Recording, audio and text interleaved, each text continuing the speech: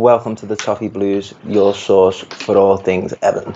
It's another match preview brought to you by Max and Tom, the final match preview of the 2018-19 season and Everton's final Premier League game of the 2018-19 season. And as we have in our previous match previews, we've got to touch on it. In terms of this week has been an absolutely insane week for just European football, but I just think world football in general. Like some of the results, I think me and Tom certainly had our eyes wiped because, correct me if I'm wrong, Tom, I think also and a lot of other people were expecting a Barcelona-Ajax Champions League final. Definitely, yeah. I was absolutely devastated, to be honest. I was just in shock. I was like, how was that even possible? I know last year it happened against Roma, but I just thought that was a one-off. That's just like one of those things that just happens in football every once in a while, but not 2 consecutive years. And questions are being asked of Valverde, who could have gone on to win a treble if he would have won that game, but now questions are being asked for the future. So it's just unbelievable. But from an outside point of view, I suppose like it just makes me proud of the sport. Really, what a sport that we're involved in. It just like it's amazing. Like, but from a Barca point of view, it's absolutely devastating, isn't it? No, of course, and as you say, I don't know. It seems like a developing trend now with Barca losing heavily in Europe. Like they got knocked out, I think it was 3 years ago to Juventus, if I'm not wrong, and it was quite a hefty scoreline. But yeah, you've got to give them full credit. You know what? Jurgen Klopp's built an absolutely fantastic team, and you know there's not much you can do. I was speaking about it. You know, obviously been speaking about it to both red mates and blue mates. I've seen them make 4 Champions League finals now. Obviously the 2005 against AC Milan. I think AC Milan were probably favourites. 2007 against AC Milan. Again, I think AC Milan were probably favourites. And then we've got obviously these 2 years back to back against Real Madrid. Obviously got embarrassed against Real Madrid. And obviously our opposition on Sunday, Tottenham Hotspur. And from Tottenham's perspective, I'm not going to say that comeback was just as impressive, because to be coming up against the mighty Barcelona with the obstacle of a 4-0 aggregate scoreline to overcome, 3-0, sorry. The objective is win 4-0, isn't it? Basically, you're going out there, you've got to defend for your lives and score 4 goals, and that's what they did. They obviously got a little bit more interesting for Tottenham. Obviously, they were 1-0 down on the aggregate scoreline for the first leg to Ajax and went 2-0 down in the game, which obviously speaks great volumes of their character. And I think that bringing Lucas Moura on, even in the immediate aftermath, for me, I only watched the highlights, but as soon as I seen his effect when he come on, I think that's one of the best individual performances that I've seen in a very, very long time. And I'm sure as he's walking off the pitch, he's probably thinking, I've just made history there, and I don't think I'll play a better game. Obviously, Tottenham's first Champions League final with, I think it's the 1st of June, so that'll be in the back of the mind. That being said, coming up against Everton, we're in a decent run of form ourselves at the moment. How do you think they'll be approaching this game? They're probably with a bit of a hangover, maybe, but like physically, no. I think they'll go into it with a lot of momentum. To be fair, after what was an absolutely incredible comeback in 45 minutes. I know Liverpool did it in 90, but it was against a better team. But Tottenham's was in 45 minutes in the latter stages of the game, where they might have been tired, but they didn't appear to be, because they did this incredible comeback. So maybe they might be tired because they've kind of used a lot of the players in that game. I know they had a couple on the bench that they might be able to use. I think they were planning to rest a couple, but they've obviously been called into action. Like Llorente came off the bench. I'm not sure how they're going to play it up top. I think they've appealed Son's suspension, haven't they? But I don't think that's going to be. I don't think that's going to be overturned. So I do think it's going to have to be probably Llorente up top against Everton. But he obviously did come on and make the difference. Lucas Moura might be starting again after his heroics in the week. But it's a very strange team, really. They've just done one of the greatest European comebacks of all time on the back of a 1-0 defeat to Bournemouth. So how does that work? I'm not sure about that, but I don't think it's going to be the humiliation of last time anyway, when they came to Goodison Park and obviously absolutely trounced us. But I think it'll be we'll have to mute them. We'll have to rather than run at them from the off, we'll have to kind of ride the wave in terms of their momentum at the start of the game, because they will obviously still be buzzing off that European semi-final. But I think we'll have to ride that and then run at them later on in the game. But obviously they will all be buzzing after that. Yeah, of course. I think it will be a strategic 90 minutes game plan approach. I don't think we're not expected to dominate the game by any means. And just on the last on the European football, I think this fully declassifies the myth that English teams just can't perform in Europe, because that was always sort of the shout when I was growing up. Obviously, there's major examples of English clubs just not being able to pull the strings in Europe. With I think the last one was 2008. I know it was Chelsea. I just can't put my finger on the year. But obviously now we've got the Europa League final with Arsenal and Chelsea meeting. So, fingers crossed this run of exposure and good performances in Europe. Fingers crossed, because I saw Alan Myers put out on Twitter the other day that top 6 for Everton should be a minimum target and objective. So hopefully we can ride this wave of momentum and see if we develop a strong enough squad that we could have a good go. And just on that, I've always found Tottenham versus Everton quite a really interesting fixture. I was looking at the league standings. Obviously, I think Tottenham are safe in fourth. I think they've got a better goal difference than Arsenal. 70 points, 123. Just drawn 1, which I think is pretty incredible. Lost 13. Scored 65 and conceded 37. Juxtapose that to Everton in 8th. Won just 13. I think it's 53 points.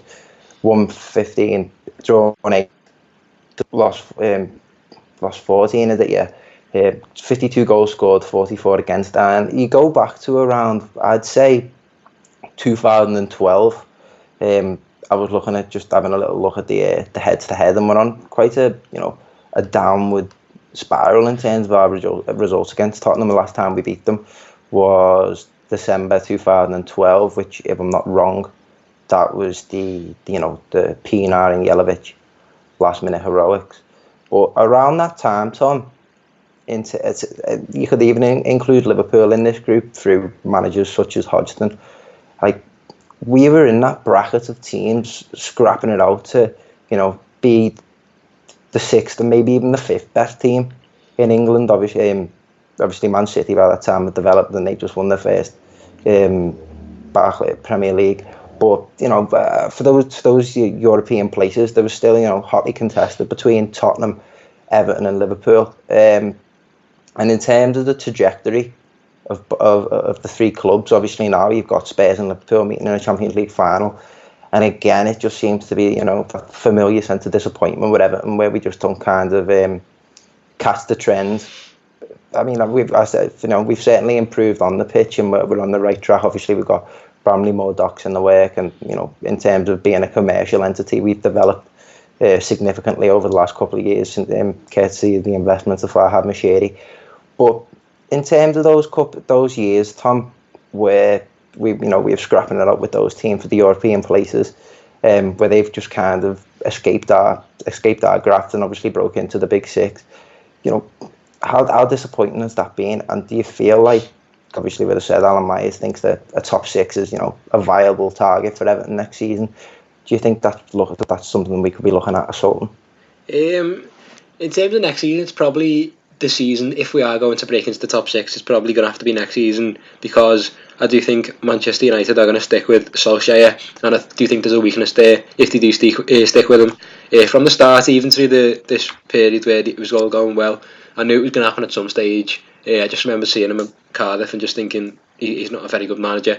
He might turn it around, but I think that's 6th place to exploit, and maybe even 5th. I know Arsenal have got some strength, but they're not fully stable at the moment. So I do think we can maybe push that. But in terms of falling away from them in the last few years, what would they put it down to? There's been instability, of course, after David Moyes left. We've had a succession of managers, but to be fair, so have Liverpool. They've had changes as well. but they seem to have gone the other way. I think that's because they've sometimes for signings they've relied on their status as one of the top clubs in Europe over the last. Obviously they've won 5 Champions Leagues. That's probably what's drawn some players in sometimes. Unfortunately, their status is probably a little bit above ours, and that's meant that they've been able to sign better players than we have. In terms of Tottenham, it's just been since Pochettino's gone in really, and he's been revolutionary for them, I'd say, to be honest. Obviously, I remember the days of fighting for fighting with Tottenham and Aston Villa. Obviously, Villa have been relegated now, but the way they've gone compared to the way we've gone, I don't know if I put it down solely to the Koeman and Walsh season, but that's definitely played a big part of it. I think that massively messed up our football club in terms of getting players in that we didn't want, and now we're stuck with them, paying them 100,000+ a week. So that's messed us up quite a bit. But in terms of on the pitch, it's just kind of they've bought into this philosophy under Pochettino, and it seems to be working. They've even messed about with shape this season, but they're still keeping the same kind of philosophy, and it's working. And we haven't really got that. We haven't really bought into a philosophy and stuck with it like Spurs have. But maybe we are now. Maybe that's what Silva's come to do. I think when Silva came in, and I drew parallels between him and Pochettino, and maybe that vision is similar. That's a similar kind of thing what he's trying to do. So hopefully we're on the upward now. But yeah, it's stagnated in recent years, really, hasn't it? Yeah, I like that comparison really, because what I noticed, you mentioned when we were beaten 6-2, for me that was our way through. Well, with the exception of the Merseyside derby, I think Tottenham at home was certainly our most humiliating result of this season. And what kind of struck me was just the level of fitness and intensity from that Tottenham side is absolutely incredible. Like similar to what Jurgen Klopp's managed to do with his squad at Liverpool. Pochettino seemed to just raise the bar in terms of the average level of fitness for the first team player. Like, we even got the players like Sissoko, who even put his phone on airplane mode when Ronald Koeman was trying to get hold of him on deadline day. He chose Tottenham Hotspur, and now he's reaping the rewards of that decision. In terms of a business structure off the pitch, Daniel Levy, I think he's had a. I don't want to criticise our board at the moment. We've obviously had our ups and downs, and as I said, I do think we're on an upward trajectory at the minute. But there just seemed to be, a clear, cold business structure about Daniel Levy. Like, for example, I think when you say, it has been disappointment, and to pinpoint, it is quite hard to pinpoint where one club's gone upwards and the other club's slipped the other way. For me, it was probably the sale of Gareth Bale. What was it, around 80 million? Obviously, he's kind of distributed that, invested into the squad. And although some of the signings that he brought in haven't necessarily paid off, for example, like Roberto Soldado, you've got players like Christian Eriksen, Toby Alderweireld, Eric Lamela, who's still at the club, who have all been wise investments. Lucas Moura is absolutely fantastic buy too. To be honest, I was glad to see him actually just come to the Premier League. I remember him heavily being linked with Manchester United and a couple of other high top level European clubs when he was at Sao Paulo when he was younger. And this was around the same time of a lot of other Brazilian young wonder kids that were still playing in Brazil, and their path to Europe being widely discussed by the media. So you had Neymar at Santos, but I think obviously Lucas Moura was kind of did the rounds. PSG, he come to the Premier League, and he's certainly now making an impact. And I think that speaks volumes of what Pochettino's managed to conjure up at Spurs.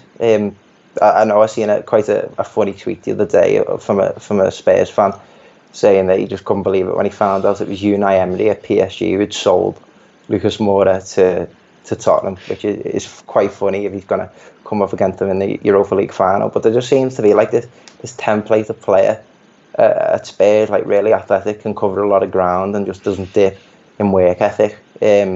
But just to kind of finish off and in discussion of the actual game itself, I'm looking at their injury list, obviously you mentioned Son's red card. Wanfoyth got a direct red card suspension. He's serving. This is just off the Forza Football app. I'm just listing the injuries. Jan Vertonghen, Harry Kane, Harry Winks, Davinson Sanchez, Serge Aurier. Dare I say there is a possibility that we could get the 3 points out of this. I know there's not anything really riding on it for Everton other than 90 minutes in a game of football. But obviously with Tottenham's minds elsewhere, there is a real possibility that, you know, we could sneak a result off this. Marco Silva, or I know certainly Evertonians, we want Marco Silva to be saying to the lads in the dressing room, don't be putting any hard challenges in.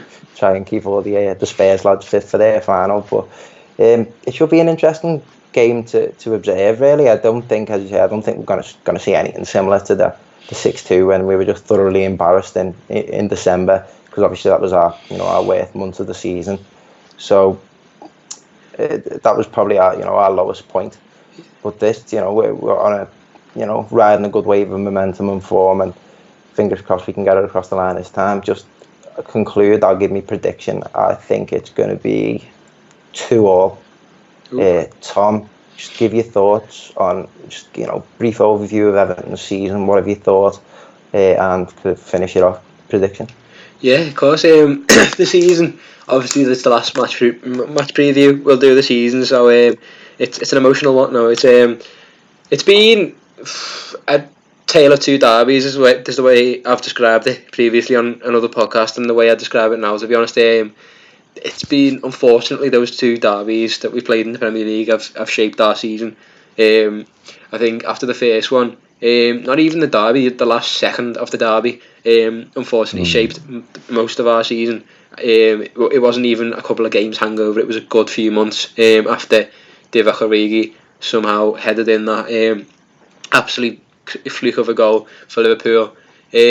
We just went on a downward spiral, complete downward spiral. But then when we came to the second derby of the season and got a strong 0-0 result against a team that were top of the table, high flyers, I think that's what gives us the strength in the end to kind of push on and get a few results against the top six sides, and push on and get other results as well, especially at home. Our home form towards the end of the season has been very strong ever since the siren come in. I'm not sure if it's to do with the siren, but like it's our home form. I think it's the support more than anything. The Everton fans have really, I know at the start of the season there was a lot of issues around Everton fans and the pressure they were putting on young players. For example, Tom Davis, he was getting booed, which is ridiculous and stuff, but the Everton fans have really turned it around as well themselves in terms of getting behind the team and really being a 12th man, definitely at home towards the end of the season. So it's promising for next season, because we have seen in recent years, the flip-flops come on from Everton towards the end of the season, and when we kind of thought we might be missing out on any sort of Europa League, we thought that might happen. But I think what Silva's told his players is to finish strong so we can take something into next season, and that seems to have been what they're doing. So I think that's probably what we'll do against Tottenham on the weekend as well. In terms of prediction, I don't think it'll be a high scoring one. I'd love to see a 2-2, that'd be interesting, but I think I'd be happy with a 1-1, but I would love to see Silva defeat another one of the big six, as he has done in recent weeks, so I'll go for a 1-1. Fair enough. I don't think many could argue with that. We do seem like we've got a decent starting 11 now. I know going into the summer transfer window, we've got to get the likes of Andre Gomez over the line. But it's been an interesting season. It's been tough at times. Obviously, if you're kind of parallel the success of Liverpool, and it's hard. It is hard not to compare at times, given, as I said, as we discussed earlier, the moments in time where there was, the clubs bandied about as a group of teams, and they were all trying to break away from each other into the top six elite. Two have done that, and we haven't. Remains yet another building year, but I finally think now we've implemented the correct hierarchy. Obviously, Marcel Brands is the director of football.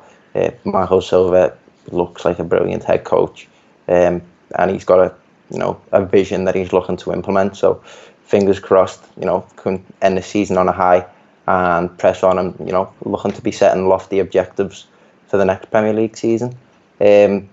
thanks for watching the final match preview of the season from the Toffee Blues. As always, I've been Max, that's been Tom, and you can check out, obviously we've got our Twitters and our socials tagged in on the description below, so check them out there, and make sure you check out the Toffee Blues on all social media platforms, so Facebook, Instagram, Twitter, you name it, all there.